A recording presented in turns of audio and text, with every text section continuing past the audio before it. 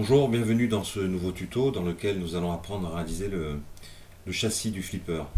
Donc ici j'ai sélectionné ma vue perspective, je l'agrandis avec Alt W et je vais déjà enregistrer ma scène sous fichier enregistrer sous.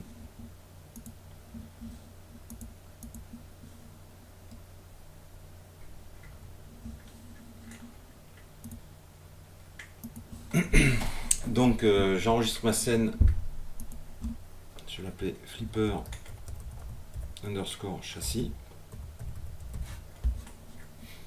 et j'enregistre. Donc je vais commencer par une boîte, ici boîte, entrée au clavier. Je vais faire une boîte de largeur 60 cm, hauteur 60 cm. Je vous rappelle que les valeurs s'expriment en centimètres, c'est vous qui réglez ça dans la personnalisation du logiciel, dans les unités. Et longueur 120 cm, c'est important de travailler à l'échelle. Donc je clique sur créer et j'ai ma boîte ici qui apparaît aux bonnes dimensions. Pour faire apparaître la segmentation, j'appuie sur F4, ce qui permet de faire apparaître ici des segments par-dessus le mode ombré. Et je vais transformer par un clic droit cette boîte, convertir en polygone éditable. Je vais modifier le nom de cette boîte, je vais l'appeler châssis. Et je vais pouvoir travailler cette boîte pour lui donner l'aspect d'un châssis de flipper. Donc je vais commencer à travailler sur mes segments, ma segmentation ici. Donc je passe en mode arête, je sélectionne l'arête ici. Je fais clic droit pour passer sur déplacer. Et je vais venir ici déplacer verticalement sur l'axe Z. Vous voyez, donc ça vient bien incrémenter l'axe des Z ici. Je viens déplacer mon arête verticalement pour l'amener à moins 20 cm. Donc quand je relâche, j'ai la valeur dans l'espace de mon arête sur l'axe Z. Donc je vais le mettre à 40 cm, puisque 60 moins 20, ça fait 40 cm. Donc je sais que mon arête est parfaitement placée ici. Je vais extruder l'arrière du châssis, donc je passe en mode polygone, je sélectionne l'arrière du châssis, et je vais cliquer sur extruder. Je vais faire une extrusion de 22 cm, que je valide comme ceci. Ensuite, on va s'occuper de la vitre ici. On va s'occuper de toute la partie vitrée. Donc je vais venir sur cette partie-là.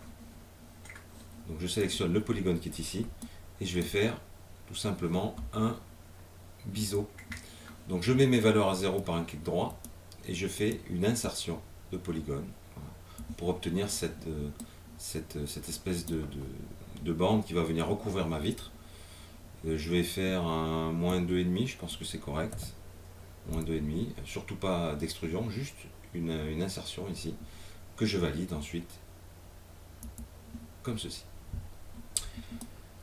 La partie vitrée, je vais la garder, donc je vais la détacher. Donc le polygone étant sélectionné, je viens ici dans détacher, et je vais l'appeler vitre. Ok, il va être détaché en tant qu'objet, objet séparé. D'ailleurs, je vais lui changer sa couleur afin que vous puissiez voir que c'est bien un objet détaché. Donc je quitte ici mon édition polygonale. Je viens cliquer ici sur matériaux. Pardon. Les matériaux, c'est M. Comme matériaux, ça doit être ici, voilà, éditeur de matériaux. Je glisse un matériau sans le nommer pour l'instant dessus. Je peux en profiter pour le nommer, je vais l'appeler châssis. Ok, et le deuxième matériau ici, je vais l'appeler vitre. Je vais lui changer sa couleur dans la partie diffuse et que je dépose sur la vitre. Donc dans ma scène, j'ai bien deux objets séparés, ma vitre ici et mon châssis. Une fois que c'est fait, je vais venir travailler sur la cornière qui va recouvrir cette vitre. Donc d'abord cette vitre, je vais lui donner une petite échelle.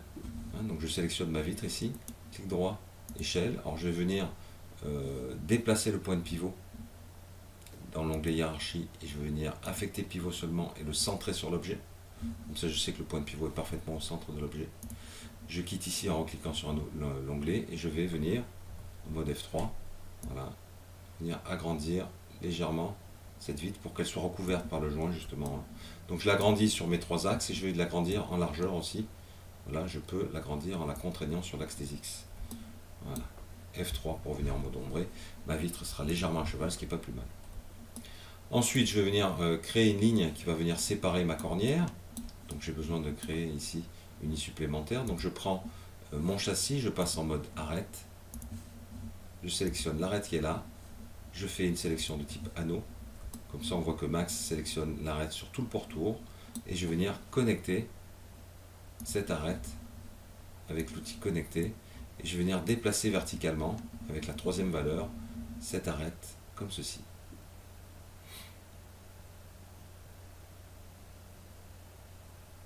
Voilà, je pense que l'épaisseur de la cornière ici, elle est correcte. Je valide. Ce que je m'aperçois, c'est que le trait n'est pas tout à fait parallèle. Donc je passe en vue de côté en appuyant sur L comme left. Je m'aperçois que le trait ici, c'est tout à fait normal, puisque Max prend une moyenne lorsqu'il fait une connexion. Il prend la moyenne de la plus petite valeur et de la plus grande. Donc on a tendance à avoir un petit biseau ici. Donc je vais passer en mode sommet. Je vais sélectionner les deux sommets qui font la cornière du bas, la partie basse de la cornière, et je les déplace verticalement pour venir, vous voyez, pour venir rendre cette ligne à l'œil, la rendre parallèle, comme ceci. Ok, une fois que c'est fait, je quitte ici mon édition polygonale, j'appuie sur P pour repasser en perspective, et je vais venir me concentrer sur cette fameuse cornière. Donc je vais prendre ici, je vais sélectionner en mode polygone tous les polygones qui définissent ma cornière ici, voilà, comme ceci. Voilà, et je vais venir détacher cette partie-là. Détacher, je vais appeler ça cornière, ou couvre-vitre, c'est peut-être plus parlant. Couvre underscore vitre. Ok, donc c'est détaché en tant qu'objet à part entière.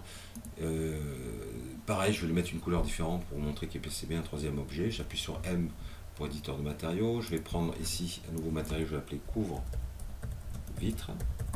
Ok, je vais donner une autre couleur.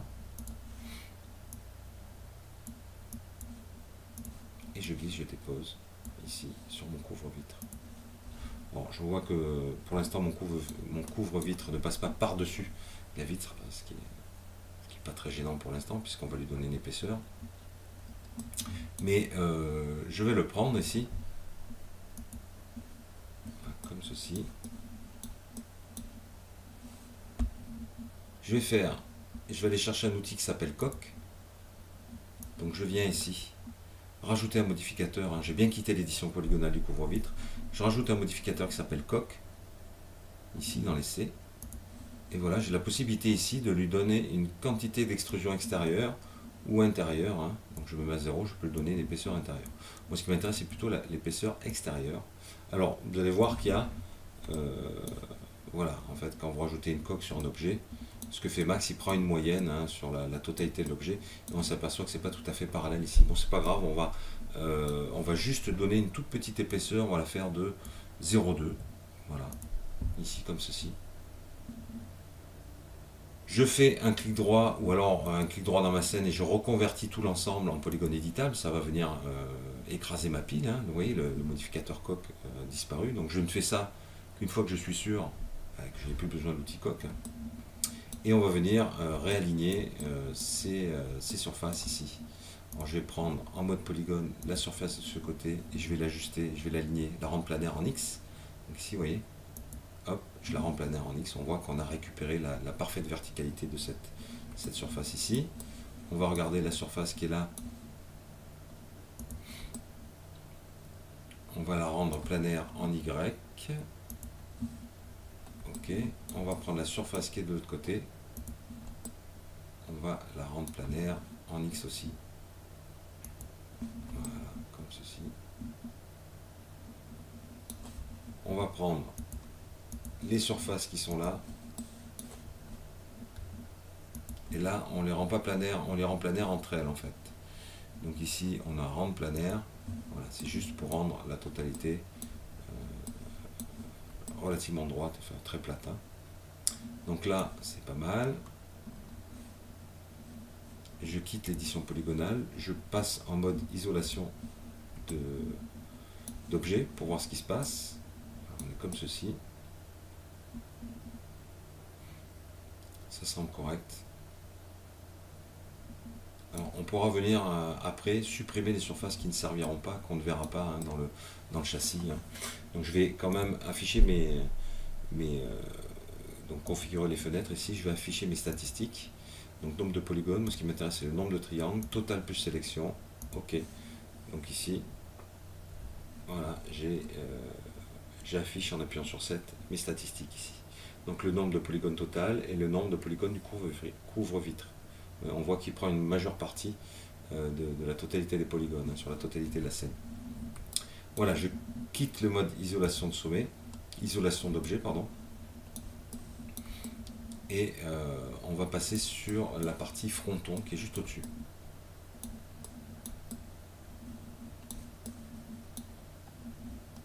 Et après on réalisera le développé UV de notre objet. Alors pour la partie fronton aussi, tout simplement je vais venir sélectionner de la matière que j'ai déjà ici. Alors je quitte le couvre-vide, je sélectionne mon châssis, je passe en mode sélection polygone et je viens ici sélectionner la partie supérieure. J'appuie sur Shift et j'en fais une copie. Automatiquement ça fait une copie de mon polygone. Je le duplique en tant qu'objet pour l'instant. Voilà. Ok. Je quitte ici l'édition polygonale parce que je suis toujours sur celle du châssis. Je resélectionne cette partie-là, je vais lui donner un matériau nouveau, donc j'appuie sur M et je vais l'appeler fronton. Je crois que ça s'appelle comme ça, fronton. Je lui donne une autre couleur. À chaque fois que vous avez une couleur différente, ça sera un objet différent. On va taper dans les verts. Ok. Lui, on va définir l'endroit où il se trouve, on va juste déjà affecter le pivot et le centrer sur l'objet. Du coup, en mode déplacé, j'ai ses coordonnées spatiales. Vous voyez, si je le mets à 60, je reviens au niveau du châssis. Et si je le monte dans l'espace, hein, comme ceci, je vais pouvoir définir la hauteur de mon fronton.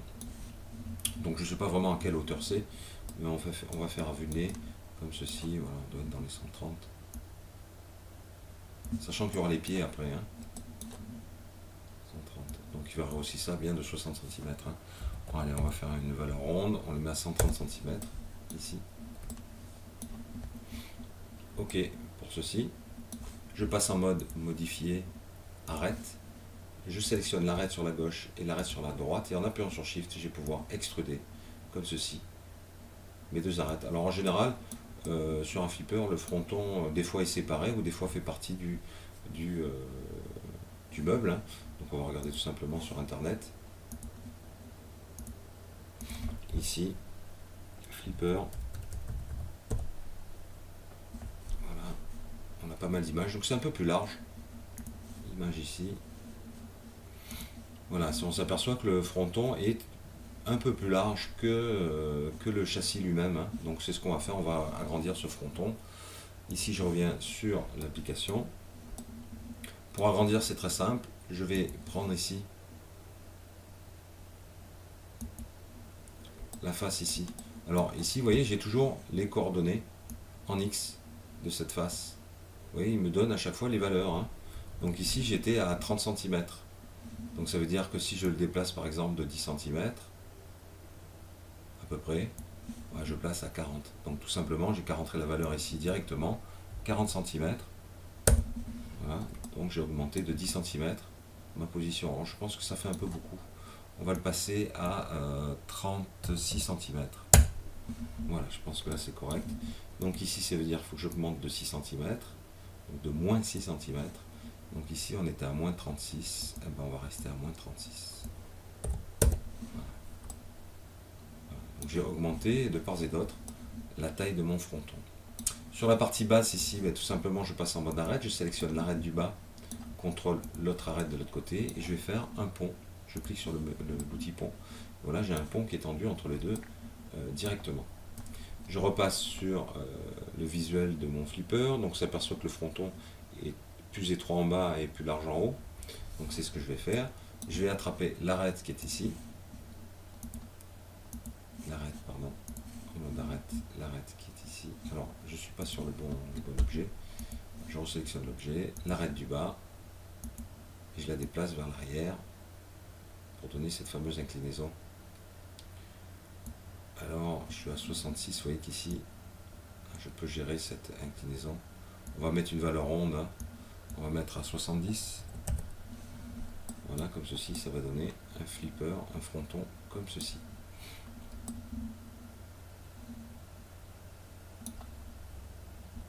Alors, je rebascule sur l'image.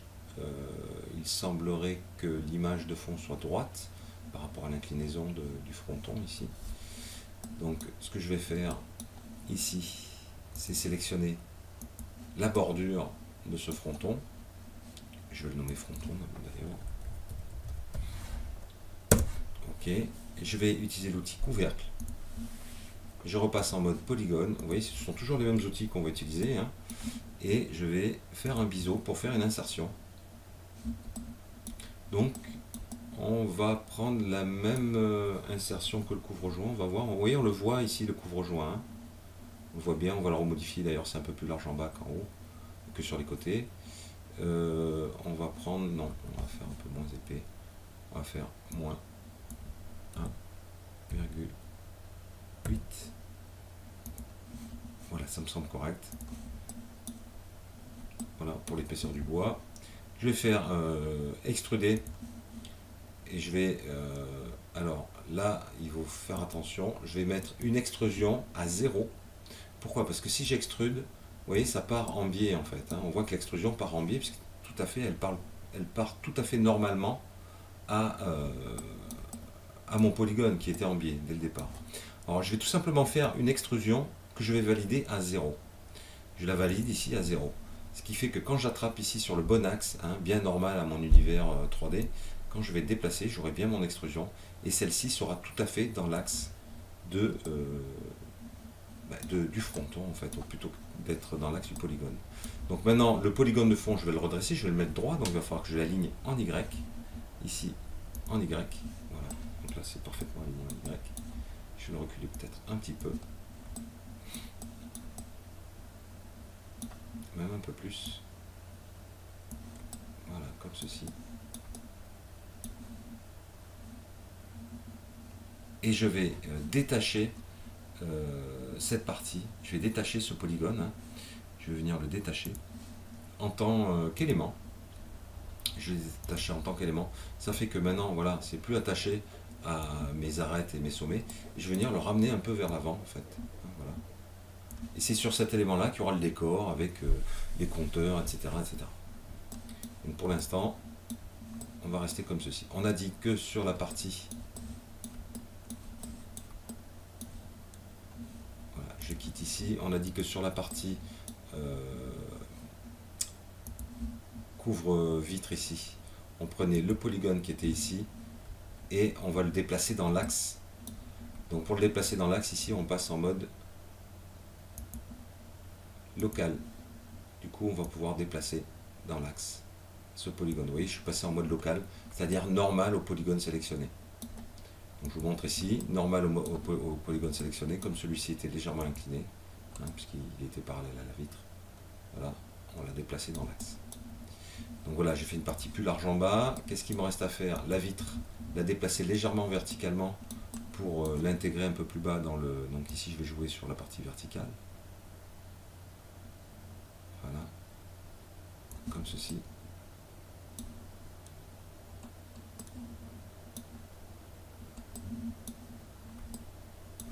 Alors, je suis descendu peut-être un peu trop bas. Je pense que mon couvre-joint n'a pas une épaisseur assez importante, donc c'est pas gênant. Je vais augmenter cette épaisseur en resélectionnant les polygones qui vont bien sur mon couvre-joint. Hein, voilà, j'ai sélectionné tous les polygones et il suffit que je les déplace en mode vue. Voilà. Je les déplace verticalement pour augmenter un peu l'épaisseur, vous voyez. On voit bien que j'augmente l'épaisseur ici du joint en fait, hein, du couvre-joint. Là, j'en ai pas assez. Là, ça me semble correct. Donc, pour récapituler, nous avons ici le châssis, le couvre-joint, la vitre et le fronton. Tous les objets sont nommés. Je sauvegarde ma scène, fichier enregistré sous flipper châssis et j'incrémente en cliquant sur plus, ça devient flipper châssis 01. Et on se retrouve après pour la suite.